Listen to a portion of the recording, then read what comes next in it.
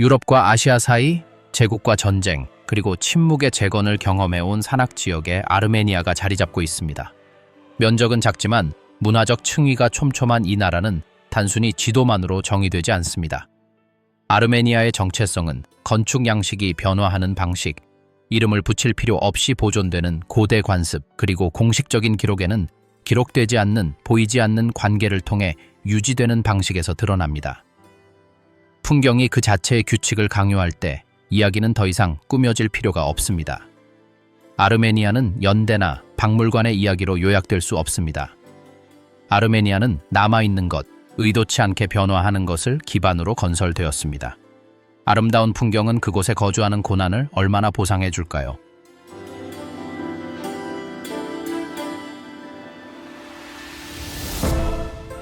태고 쪽부터 산악 지형은 아르메니아 사람들의 삶의 방향을 결정해왔습니다.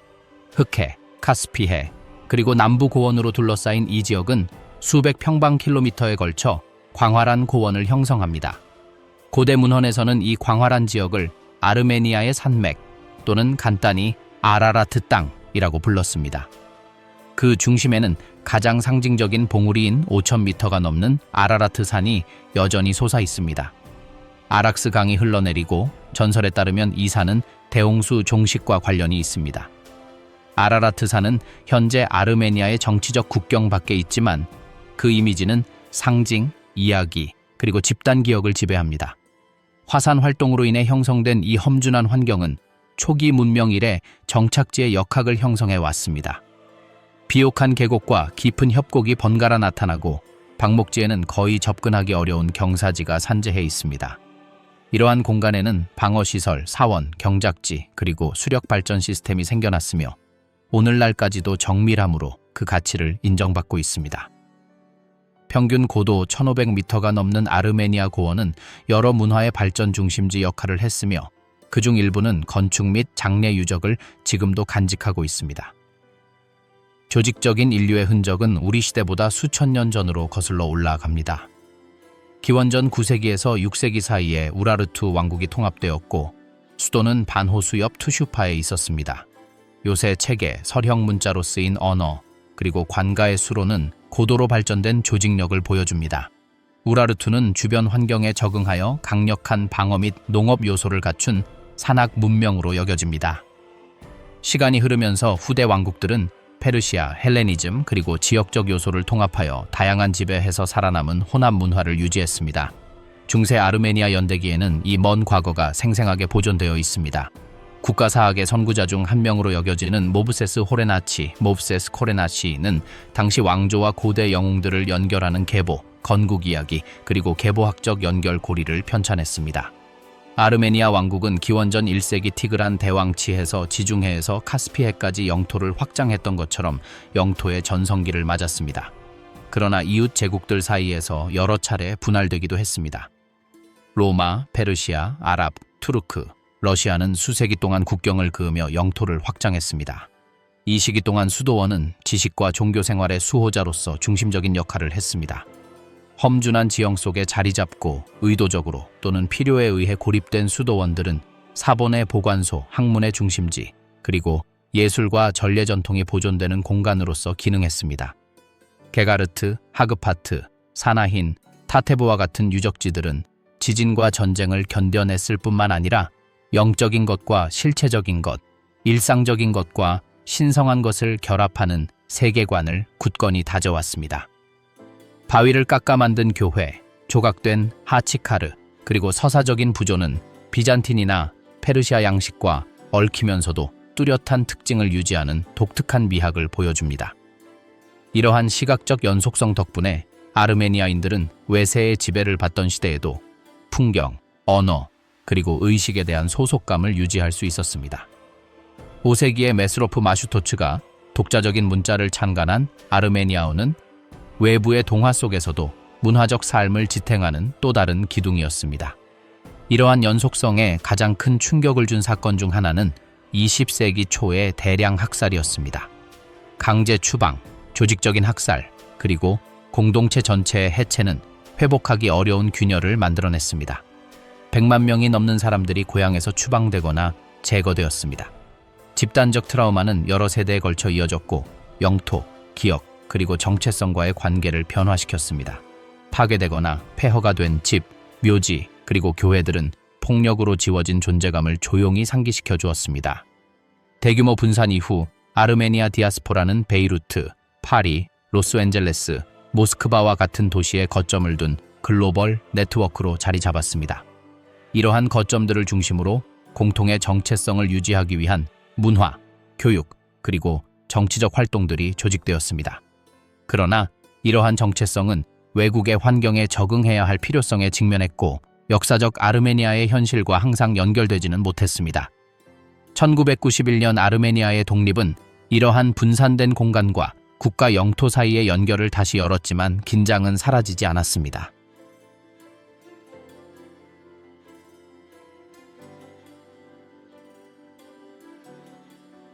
오늘날 현대 아르메니아는 그 빽빽한 과거와 공존합니다. 예레반 광장에는 기념 동상들이 현대적인 카페, 소련풍 건물들과 어우러져 있습니다. 기념비적인 건축물들은 중세 수도원의 복원과 화산암으로 지어진 신축 건물들과 공존하는데 거의 항상 분홍색 계열의 색채를 띱니다. 풍경은 여전히 주요한 볼거리입니다. 터키 국경 너머에 위치하지만 아라라트 산과의 근접성은 정치적 지배를 초월하는 영적인 지형을 끊임없이 상기시켜줍니다. 많은 사람들에게 이 이미지는 잃어버린 것, 지속되는 것, 그리고 언젠가 회복될 수 있는 것을 상징합니다. 자연 환경은 일상생활에 지속적으로 영향을 미칩니다. 1988년 스피탁 지진과 같은 지진은 사회 기반 시설과 상상 속에 가시적인 흔적을 남겼습니다. 산은 물리적 장벽일 뿐만 아니라 고립, 좁은 도로, 그리고 지역 간 소통의 어려움을 야기하기도 합니다. 비옥한 계곡 지역을 중심으로 한 농업 생산은 녹는 빙하, 이전 세기부터 이어져 온 운하 체계, 그리고 땅에 대한 깊은 이해에 의존합니다. 코카서스를 가로질러 이란이나 아나톨리아로 이어졌던 과거의 교역로는 여전히 공동체를 연결하는 축을 형성합니다. 마을에서 땅은 경제적 가치보다 더 상징적인 가치를 지닙니다. 땅을 물려받는다는 것은 단순히 경작하는 것을 넘어 이전 세대와의 관계를 유지하는 것을 의미합니다. 땅과의 이러한 지속적인 연결은 시대와 정권을 초월하여 변함없는 것이며 우리가 가정과 공동체 공간을 이해하는 방식을 형성합니다. 2000년이 넘는 시간 동안 아르메니아는 단순히 이름이나 지도로서가 아니라 행동, 이야기, 관계를 형성하는 정신적, 경험적 구조로서 존속해왔습니다. 이러한 생존은 땅에 대한 애착, 구전 전승, 종교기관의 역할, 그리고 주민들의 적응력이 결합되어 가능했습니다. 오늘날 공식적인 국경이 영토의 범위를 좁혀가고 있음에도 불구하고 국가적 상상력은 돌, 전설, 그리고 사본에 새겨진 공유된 역사의 일부였던 지역들을 향해 계속해서 확장되고 있습니다. 한때 피난처이자 국경, 그리고 저항의 무대였던 이 풍경은 여전히 일상생활이 재정이 되는 틀로 남아 있습니다.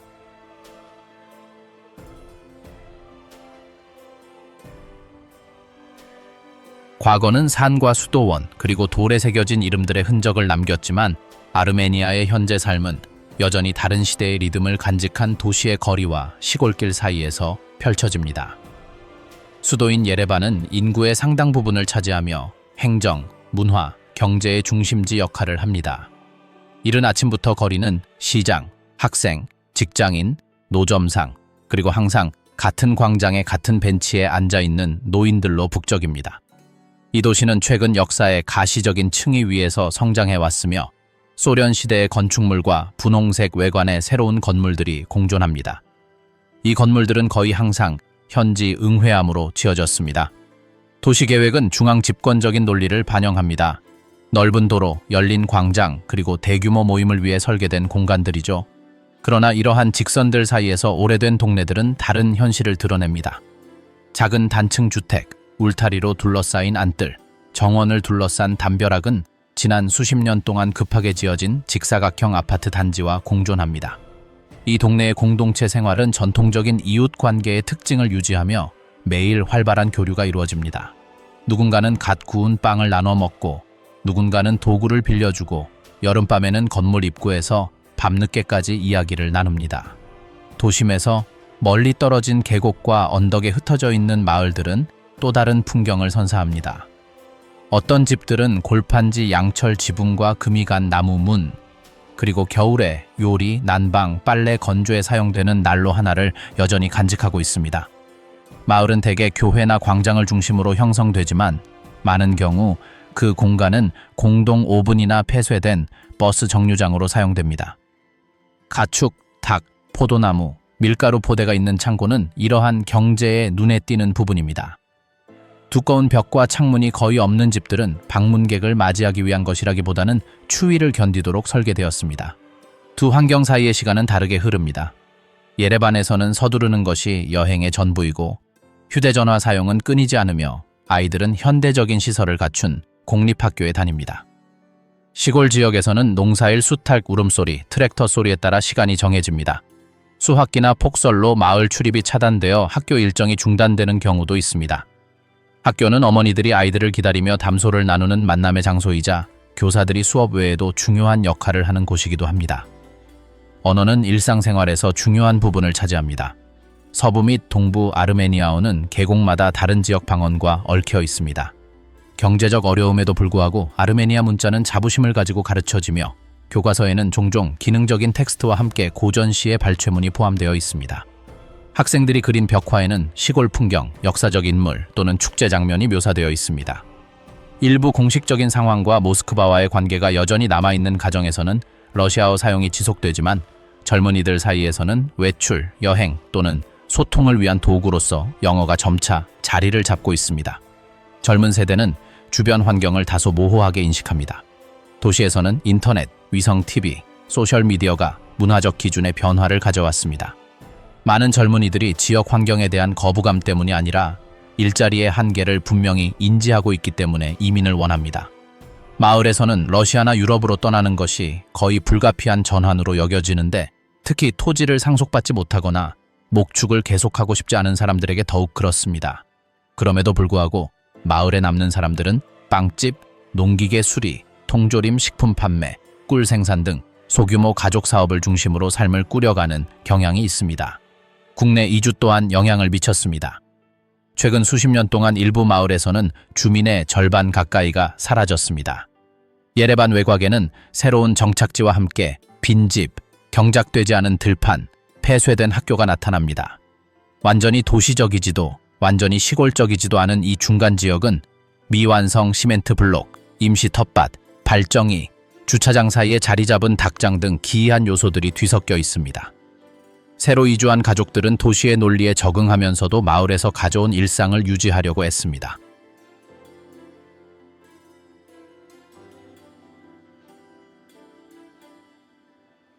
아르메니아의 풍경은 십자가가 새겨진 돌과 고대 유적들로 뒤덮여 있지만 그 의례와 축하 행사의 힘은 집안, 마당, 그리고 녹슨 종이 아직도 보존되어 있는 사원들 속에서 살아 숨쉽니다. 그곳에서 종교와 관습은 박물관에 전시될 유물이 아니라 시간과 관계를 조직하는 행위입니다. 많은 마을에서 의례는 일상생활과 분리되지 않습니다. 사람들은 영적인 것과 일상을 모순으로 여기지 않고 조화롭게 융합합니다. 예를 들어 시라크 지역 마을에서는 세례를 공식적인 초대장으로 알리지 않습니다. 사제가 있고 함께 나눌 신선한 빵과 포도주가 있는 것만으로도 충분합니다. 세례는 거의 항상 습한 공기와 부드러운 울림이 있는 회색 돌교회에서 거행됩니다. 그 후 가족들은 낡은 담요에 앉아 바닥에 음식을 놓고 종교적 측면과 가족적 측면을 구분하지 않고 식사를 합니다. 이렇게 하여 아이를 안는 방식, 빵을 쪼개는 방식, 음료를 따르는 순서 등 몸짓이 전해집니다. 어떤 것도 말로 설명되지 않습니다. 모든 것을 관찰하고 반복합니다. 이러한 작은 축제에서 모든 물건은 상징적인 의미를 지닙니다. 양초는 빛을 비출 뿐만 아니라 보호를 상징하기도 합니다. 어떤 명절에는 문에 마른 나뭇가지를 걸어 죽은 사람을 기억하거나 질병으로부터 보호합니다. 흰옷은 미적인 이유 때문이 아니라 어둠의 에너지를 덜 흡수한다고 여겨지기 때문에 선택됩니다. 물은 도자기 그릇에 담아 교회력이 아닌 가족력에 따라 개인적인 축복 의식에 사용합니다. 누군가가 며칠 동안 병을 앓으면 어머니나 할머니는 그 사람의 얼굴에 성수를 닦아주고 기록되지 않은 기도문을 반복합니다. 기도문은 세대마다 다르지만 그 리듬은 동일합니다. 때로는 아픈 사람의 가슴에 은수저를 올려놓거나 손목에 붉은 실을 묶기도 합니다. 이러한 의식이 어디에서 유래했는지는 확실히 알 수 없지만 아무도 의문을 제기하지 않습니다. 이러한 의식에는 어떤 목적이 있으며 그것만으로도 충분합니다. 교회뿐 아니라 가정에서도 의식이 거행됩니다. 노인이 사망하면 시신은 수놓은 담요로 덮이고 거울은 가려지며 3일 동안 외부인의 출입이 금지됩니다. 이웃들은 익힌 음식과 무염빵을 가져옵니다. 여자들은 교대로 촛불을 지키고 아이들은 뛰어다니거나 소리를 지르는 것이 허용되지 않습니다. 이 시간이 지나면 시신은 간소한 마차에 실려 묘지로 옮겨지고 그 뒤로는 모든 교차로에서 멈추는 느린 행렬이 이어집니다. 그곳에서는 말린 꽃을 던지거나 돌멩이를 놓습니다. 아무도 큰 소리로 울지는 않지만 모두가 같은 리듬을 따릅니다. 장례가 끝나면 고인의 집에서 따뜻한 국이 차려지고 침묵 속에서 함께 나눕니다. 마지막 그릇을 치운 후에야 대화가 시작됩니다. 어떤 사람들은 기도하고 어떤 사람들은 그저 자리에 앉아 있습니다. 축제는 단순히 종교적인 의미가 아닙니다. 바르다바르, 바르다바르 와 같은 축제도 있는데 거리 한가운데서 나이와 성별을 가리지 않고 서로에게 물을 뿌리는 행사입니다. 이 행사는 오늘날 기독교 달력과 관련이 있지만 다산과 수학 숭배와 관련된 더 오래된 기원을 가지고 있습니다. 시골 지역에서는 강이나 우물에서 물을 길어와 꽃과 섞어 다른 사람들에게 붓습니다. 도시에서는 호스, 양동이, 병에서 물을 얻습니다. 맥락이 바뀌었지만 그 의도는 변함이 없습니다. 바로 정화하고 새롭게 하고 보호한다는 것입니다. 아이들은 며칠 전부터 준비하고 어른들은 작업복을 입고 있어도 젖는 것을 감수합니다. 하루가 끝나면 많은 가족들이 모여 제철 과일과 꿀로 만든 케이크를 나누어 먹습니다.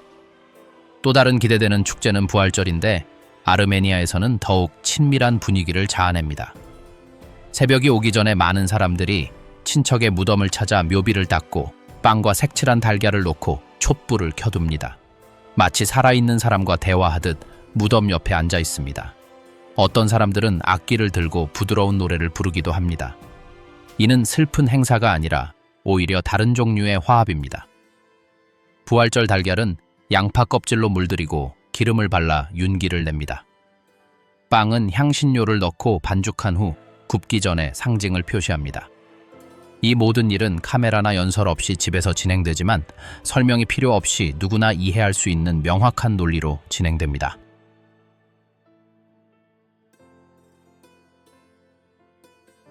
겨울에는 집을 묶는다라는 풍습이 여전히 보존되어 있습니다.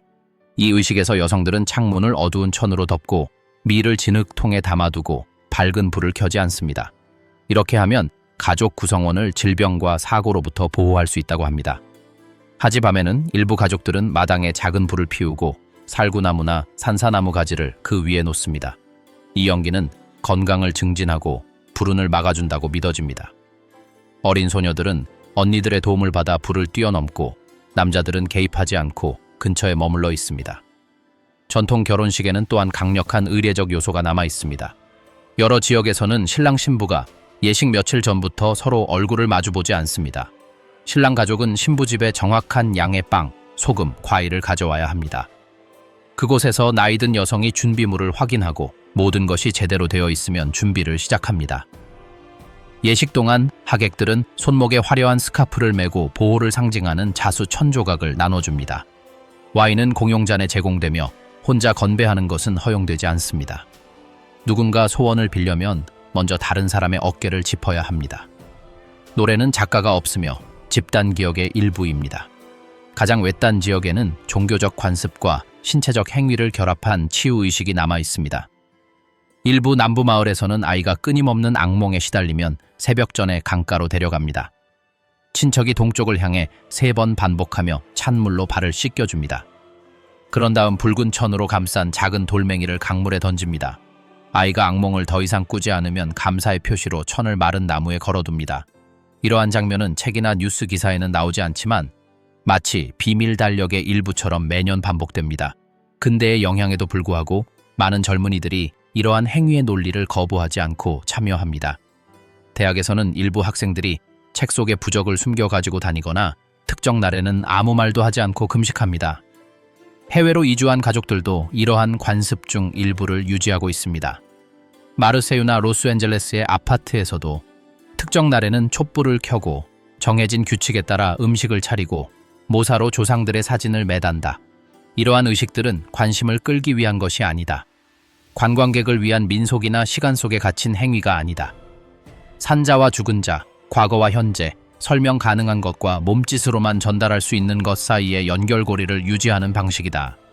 이러한 행위들 중 많은 부분이 변화하거나 각색되었지만 여전히 아르메니아 리듬의 필수적인 부분이다. 화려한 이름이나 설명이 필요하지 않다. 그저 다시 한번 조용히 반복되기를 바랄 뿐이다.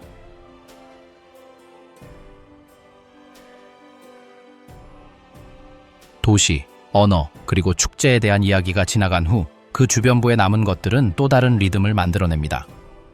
아르메니아의 많은 시골 지역에서는 신호등이나 전자기기로 표시된 일정과는 거리가 먼 시간이 흐릅니다. 하루는 언덕을 따라 흐르는 물소리, 나무 난로의 탁탁거리는 소리, 그리고 가축들이 울타리 문을 밀치는 소리로 시작됩니다. 가족 정원, 느슨한 돌담, 그리고 바람을 막기 위해 비닐로 보강된 창문들 사이에서 삶이 펼쳐집니다.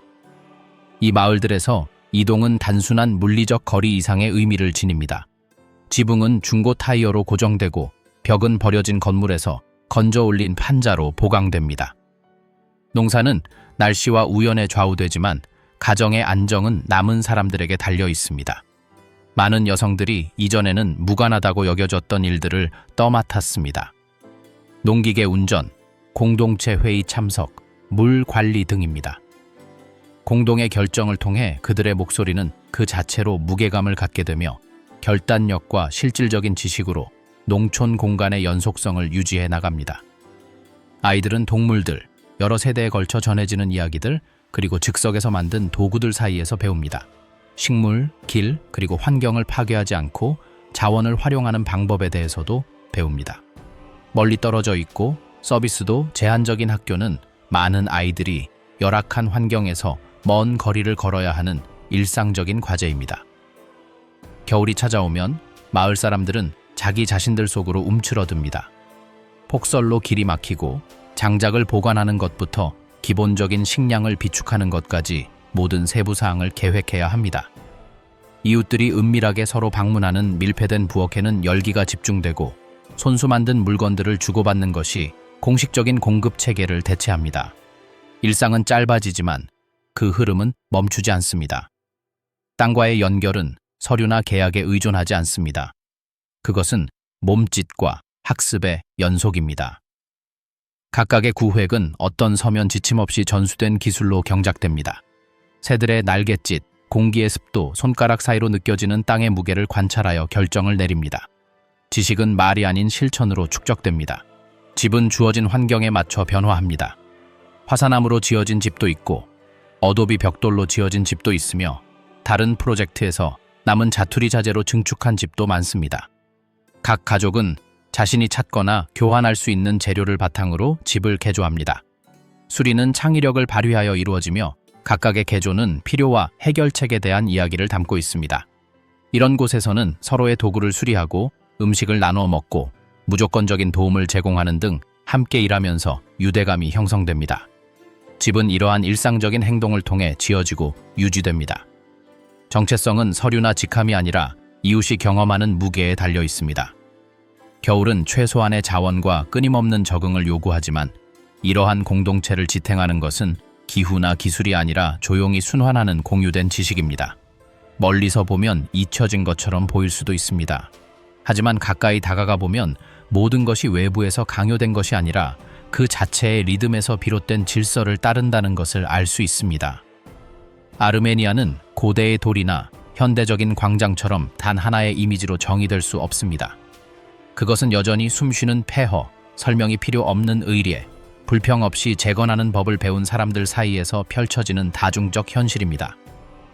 절벽 위에 우뚝 솟은 수도원부터 더듬이에 달게 앉아있는 교회 지역까지 남는 것은 스스로를 강요하지 않고 적응하는 삶의 방식입니다. 여기에서 시간은 계절, 침묵, 몸짓을 통해 전달되는 기억으로 측정됩니다. 모든 것이 육안으로 보이는 것은 아닙니다. 많은 것들이 세부 사항 속에서 살아남습니다. 나누어 먹는 빵, 액자 없는 사진, 아무도 기록하지 않는 기도 속에서 말입니다. 아르메니아는 장관으로 제시되지 않습니다. 당신은 그곳을 걷고 목소리를 높이지 않고 저항하는 것을 보면서 그것을 알아봅니다. 지도상에서는 작은 나라이지만 인구 밀도는 엄청납니다. 본질은 최소한의 것에 있습니다. 그리고 최소한의 것이 여기에서 살아 있습니다.